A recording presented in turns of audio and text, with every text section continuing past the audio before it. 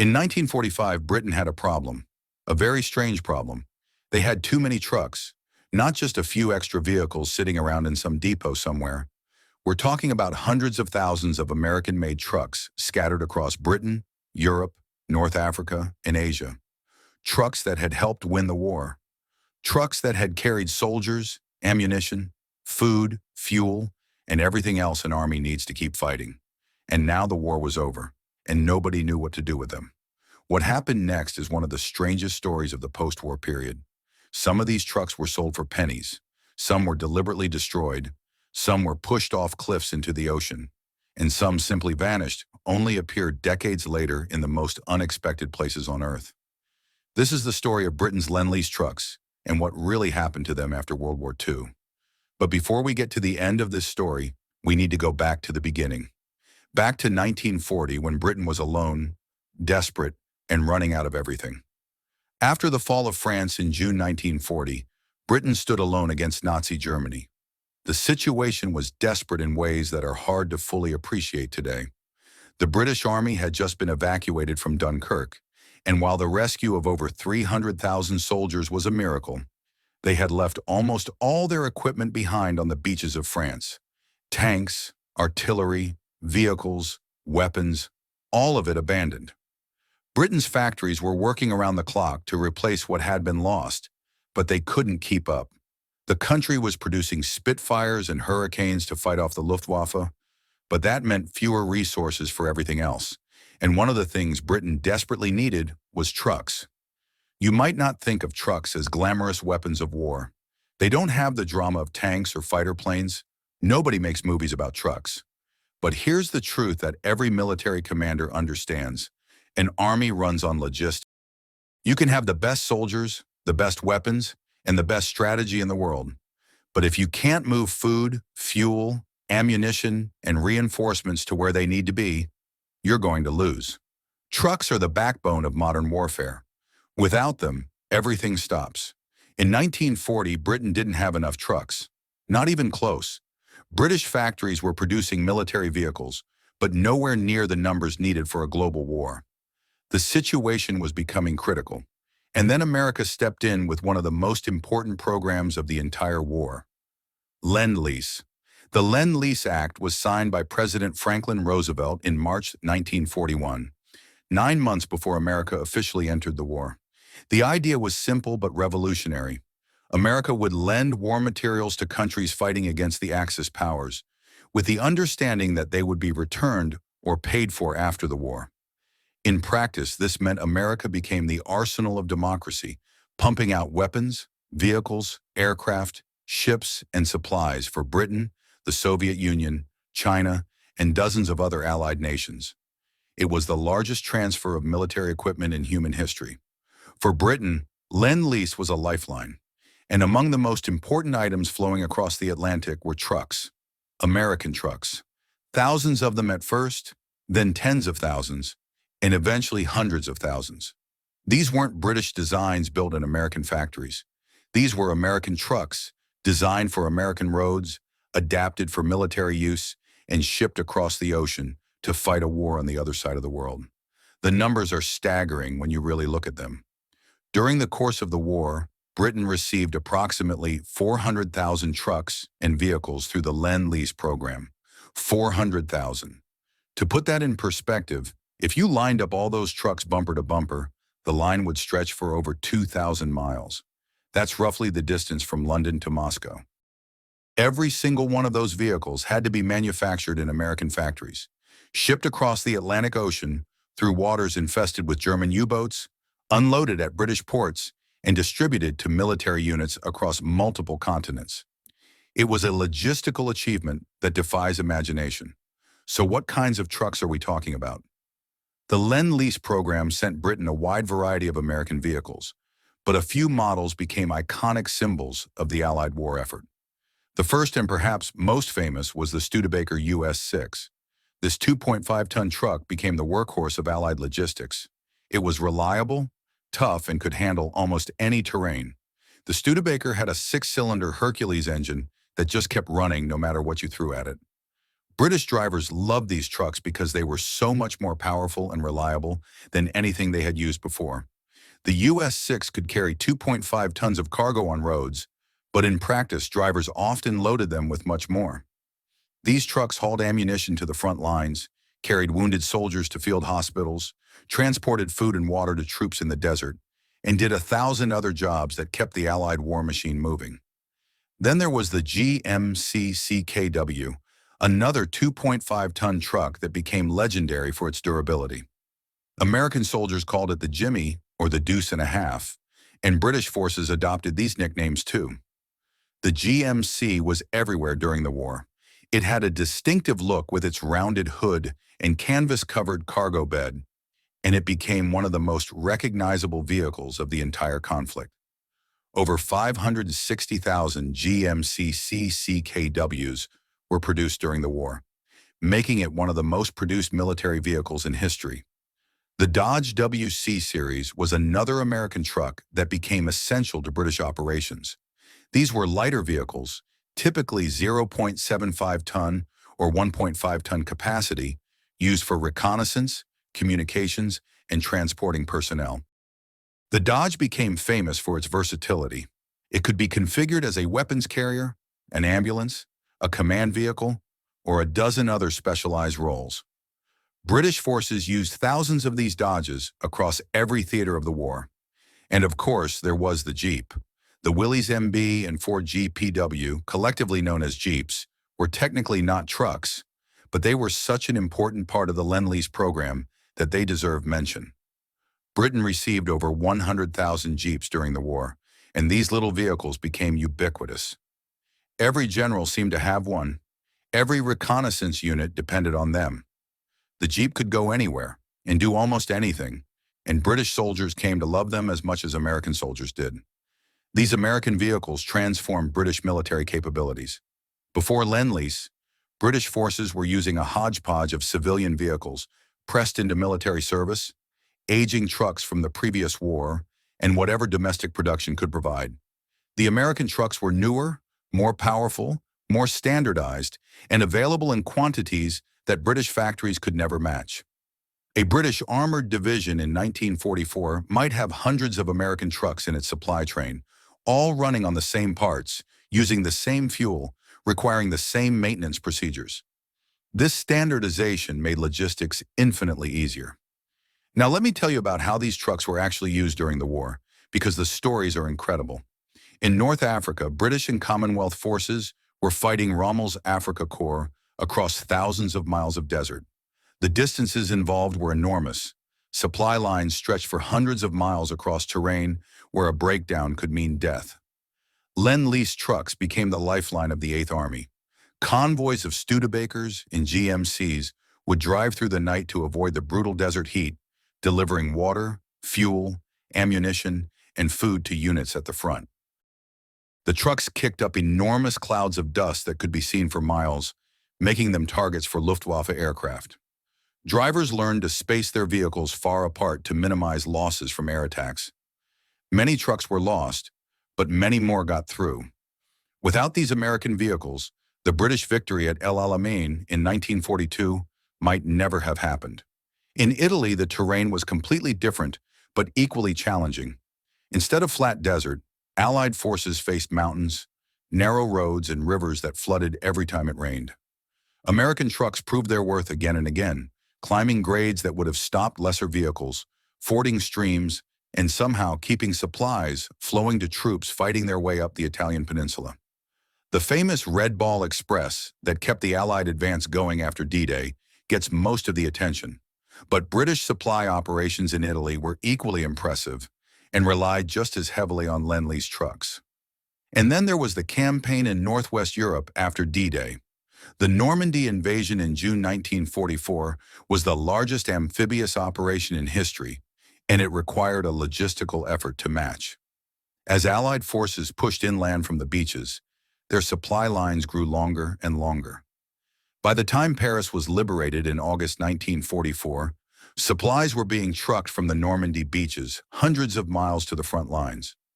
British forces were advancing alongside American forces, and both depended absolutely on American trucks to keep moving.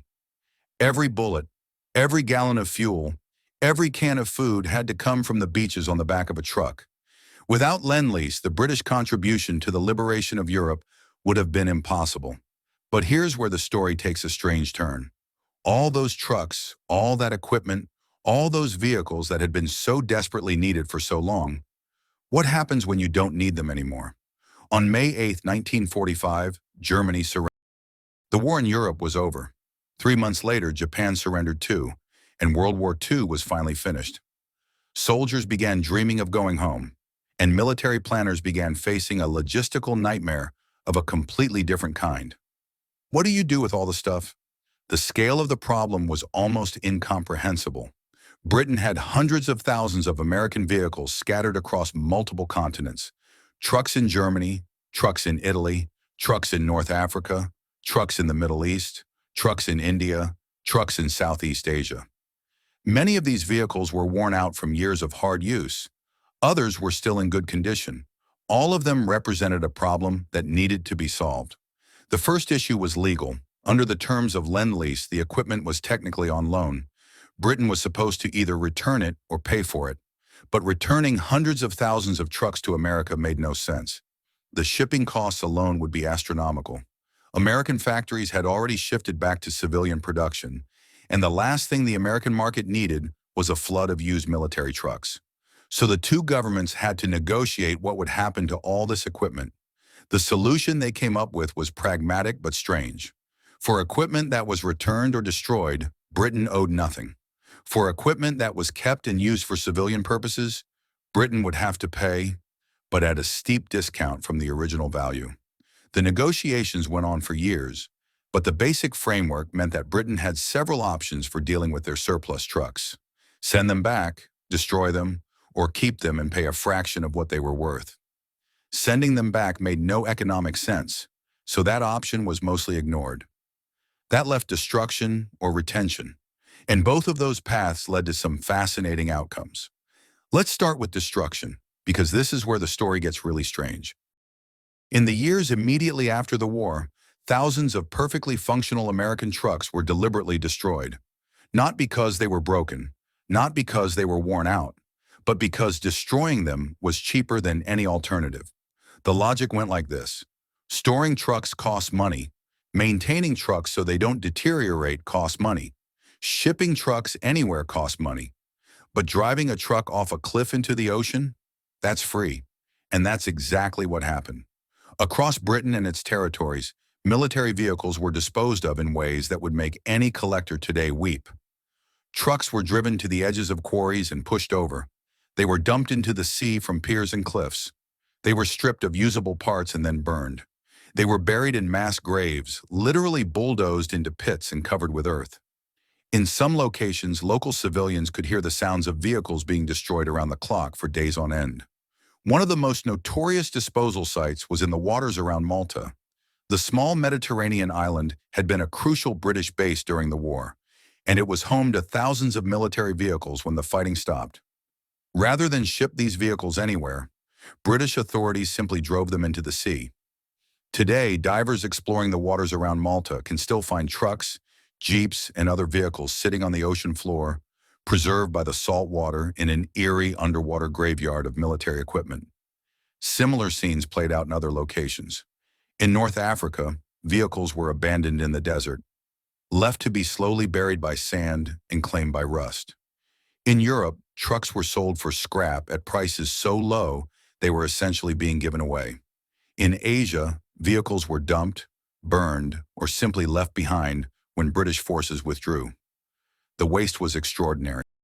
Vehicles that had crossed the Atlantic through submarine-infested waters, that had carried supplies across deserts and over mountains, that had helped win the war. These same vehicles were being deliberately destroyed because no one could figure out what else to do with them. But not all the trucks met this fate. Many thousands were sold, given away, or otherwise distributed into civilian hands. And this is where the story gets really interesting, because these trucks went everywhere and did everything. In Britain itself, surplus military trucks became the foundation of the post-war transportation industry. The country's infrastructure had been devastated by bombing, and its economy was in shambles. New vehicles were expensive and hard to get, but surplus military trucks? Those were cheap and abundant. Farmers bought them to haul crops and livestock. Construction companies used them to rebuild bombed cities. Delivery services pressed them into use, carrying goods around the country. The distinctive shapes of American military trucks became a common sight on British roads throughout the late 1940s and 1950s. Some entrepreneurs made fortunes buying surplus vehicles at auction and reselling them. The British government would sell trucks for absurdly low prices, sometimes just a few pounds each. And clever businessmen would buy them in bulk, make minor repairs, and sell them to farmers, builders, and anyone else who needed cheap transportation. These surplus trucks helped kickstart the British economy at a time when every pound mattered.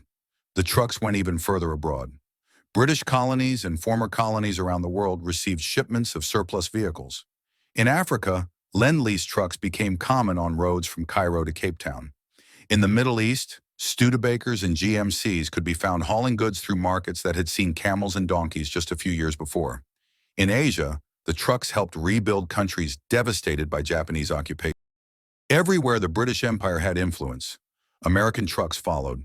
Some of these vehicles had remarkably long service lives.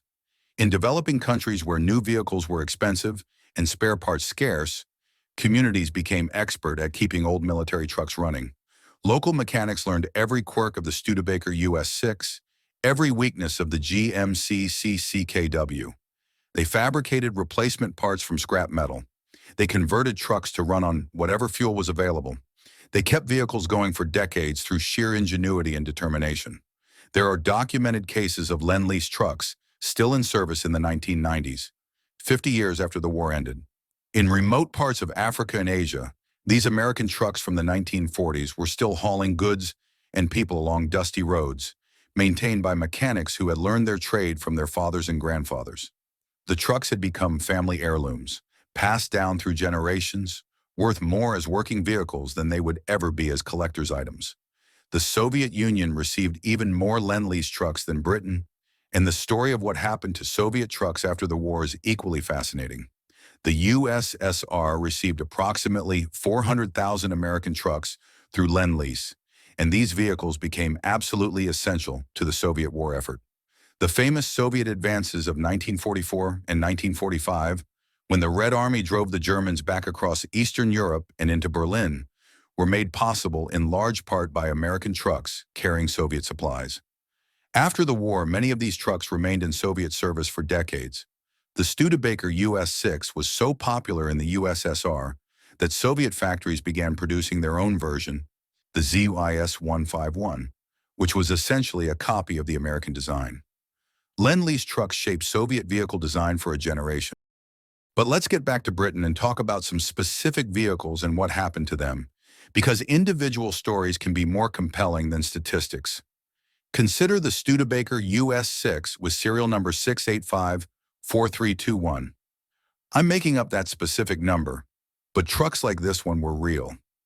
This particular Studebaker might have rolled off the assembly line in South Bend, Indiana, in early 1943.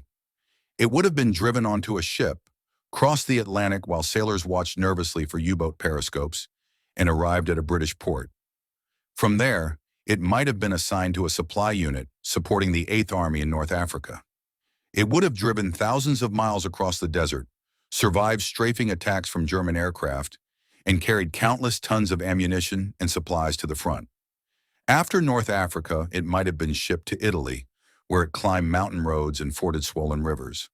Then on to France after D-Day, where it joined the endless convoys pushing supplies toward the front. By 1945, this hypothetical Studebaker would have been worn out. Its engine would be tired, its suspension shot, its tires worn thin. And then the war ended. What happened to it?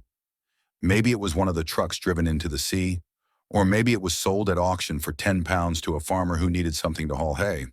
If it was sold, it might have worked on that farm for another 20 years, slowly rusting in the English rain until it finally gave up and was left in a barn to decay. Or maybe, just maybe, it was rediscovered in that barn decades later by a collector who recognized what it was and spent years restoring it to its former glory. Today, that same truck might be on display at a military vehicle show, polished and pristine, a survivor of a war that ended almost 80 years ago. That's the arc of many of these vehicles: war, neglect, decay, and sometimes resurrection. Today, surviving Lend-Lease trucks from World War II are highly prized by collectors.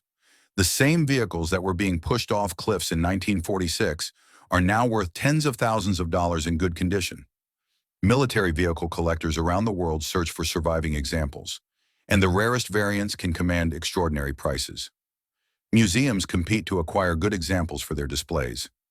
Shows and rallies attract hundreds of lovingly restored military vehicles, driven by enthusiasts who have spent years and fortunes bringing these old trucks back to life. The irony is bitter. If only a fraction of the trucks that were destroyed in 1945 and 1946 had been preserved instead, there would be plenty for everyone. But in those chaotic post-war years, nobody was thinking about future collectors or historical preservation. They were thinking about how to dispose of mountains of surplus equipment as quickly and cheaply as possible. The decisions made sense at the time, but they seem almost criminal in retrospect. There are some happy endings in this story. Several Lend-Lease trucks have been recovered from the ocean floor around Malta, carefully restored, and returned to running condition. Others have been pulled from barns, fields, and jungles where they sat for decades. Every year, a few more forgotten vehicles are rediscovered and saved. But for every truck that gets rescued, hundreds more were lost forever to rust, decay, and deliberate destruction. So what's the legacy of Britain's Lend-Lease trucks? The immediate legacy was victory. Without American industrial production, without the trucks and tanks and planes that flowed across the Atlantic, Britain could not have continued fighting. The Lend-Lease program kept Britain in the war during the dark days of 1940 and 1941, and it gave Allied forces the logistical capability to take the fight to the enemy in North Africa, Italy, and France. The trucks themselves were unglamorous but essential, the workhorses that made everything else possible. The longer-term legacy is more complicated. The post-war disposal of Lend-Lease equipment shaped economies around the world. In Britain, cheap surplus trucks helped rebuild a war-torn country. In developing nations, American military vehicles provided transportation infrastructure that would otherwise have taken decades to develop. The design of these trucks influenced vehicle development in countries from the Soviet Union to Australia. And the memory of American generosity, of a country that provided war materials when they were desperately needed, helped cement the post-war alliance between the United States and Britain. The story of the trucks also raises uncomfortable questions about waste and planning.